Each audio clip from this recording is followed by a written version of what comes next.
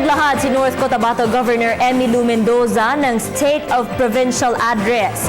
Kabilang sa kanyang mga nabanggit ang infrastructure at electrification projects ng probinsya. Ang ulat mula kay Pengalinyo ng Radyo ng Bayan, Davao.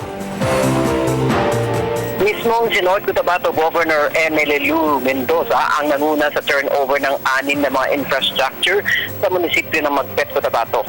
Kabilang sa mga proyekto ay isang water reservoir sa Bagong Bayan National High School, isang barangay hall at isang water system sa Barangay Saliap, electrification project na nagkakahalaga ng halos 2 milyon sa Barangay Imamaling, isang covered court sa Barangay Manubo, isang water system at PA Pamana Provincial Government of Cotabato Post-Harvest Facility o Corn Miller sa Barangay Kinanog.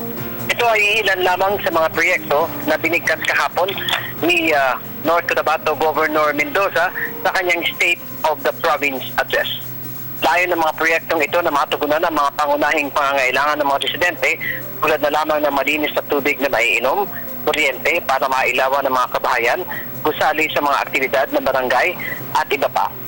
Ayon kay Mendoza, ginagawa ng kanyang administrasyon ang lahat ng mga kaya upang maibigay sa mga mayan ang tunay ng serbisyo publiko. Maliban dito, tuloy-tuloy din anya ang mga programang pansakahan, pangkalusugan, edukasyon, pangkabuhayan, kapayapaan at iba pa. Para sa Telebisyon ng Bayan, Pengalinyo, Radyo ng Bayan, Davao.